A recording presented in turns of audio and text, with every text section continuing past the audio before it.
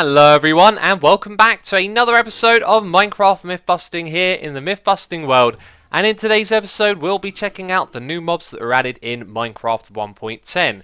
Now we're going to run them through the various tests that we usually do in the Mythbusting series and find out all the things there is to know about these new mobs that were added. And if you haven't been introduced to them before, well, there are 3 of them in total. First of all, we have the Stray. This is basically a variant of a skeleton, and this means that when a skeleton spawns in either an Ice Plains biome, a Ice Mountains, or a Ice Plains Spike biome, there's an 80% chance that skeleton will become a Stray.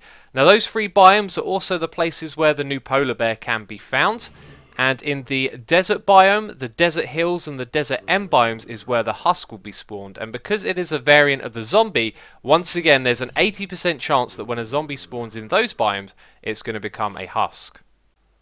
So they are the 3 new mobs, and we're going to dive straight into the testing. The first test is the charged creeper test. We're going to do this on all 3 mobs. So first of all, we have the charged creeper and the Husk. We set this guy alight, and kaboom, the Husk gets killed and he drops a head. However, you can see it is just a regular zombie head. And now it is the Stray's turn to be tested. So there we go, as you can see, regular Stray, and we set the creeper alight, kaboom, and we get a skeleton skull. But once again, as you may have guessed, it is just a regular skeleton skull. So no polar bear skull was added to the game that I'm aware of, but we will do the test anyway, just to see what happens. This feels slightly cruel, as of course the polar bear is cute and cuddly, but as you can see, nothing dropped from it at all. Next up is the classic Iron Golem aggression test. We're going to find out which of these new mobs this guy likes or not. First of all, is the Husk over here, is he going to attack him? He is, and as soon as he attacks him, he makes the Iron Golem aggressive, and you can see that the hunger attack has passed on the little particle effects right there. So this guy is actually experiencing the hunger effect right now from the Husk's attack. Next up is the Stray. That guy gets wrecked, and the Iron Golem there is aggressive first, and the Stray will then try to attack the Iron Golem once it's been aggravated. So it's the other way around from the Husk. Last of all, we got the polar bear, and it turns out that these guys are friends. They get along just fine. So you'll probably want to know about the snow golem as well, and I feel like I should point out that the polar bear isn't aggressive to these mobs and they're not aggressive to it. The snow golem will not attack the polar bear and won't be attacked by it, but it will make attempts to attack both the Husk and the Stray. However, what should be pointed out is that it is the snow golem that is aggressive first, and the other ones will attack the snow golem once they've been aggravated.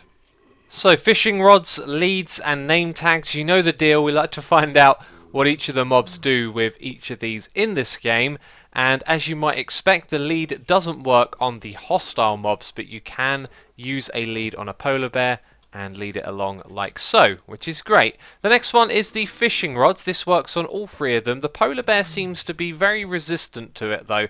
In my testing, it's not every single time that it will get dragged along, and because we're recording a video, now it will get dragged along every single time, as you can see right there. The next test is the name tag, and I don't know if any of these have a special name. I don't think there is. Surely we would have found out by now, but we'll use the old dinner bone test, so you can simply easily right click on all of them and they all work with the name tag. Oh my god, what have I done? I was just thinking, hey, this would be the appropriate place to also test if the mobs can go in boats. But mobs upside down in boats, even more hilarious. Look at them flailing their legs out. That looks so silly. And the polar bear like almost takes up... He don't know what's going on. He's been putting the boat upside down. Yes, they can all go in boats. Yes, this looks hilarious. Next up, we got to find out what happens to these mobs when lightning strikes. For example, if you didn't know, a villager gets hit by lightning, it will turn into a witch. So, in comes our polar bear, let's strike it with lightning, and nothing happens other from it getting hurt. So now it is the Stray's turn, and if you hit a skeleton with lightning, nothing happens, so no surprise to see no change there either. So now it is the Husk's turn, and again, no surprises here. Lightning strike only does damage to it. So every now and then in this game, you end up doing something you don't particularly like, and I'm not too proud of this test right here. It feels unreasonably cruel, but let's summon in each of the new mobs and find out if they drown, which they all do. And like I said, this just feels cruel. I don't like it. Speaking of cruel things you can do, well, the Wither isn't too bothered about the Stray or the Husk over here. They are his undead allies. Unfortunately, though, as you might predict, he is going to attack the polar bear.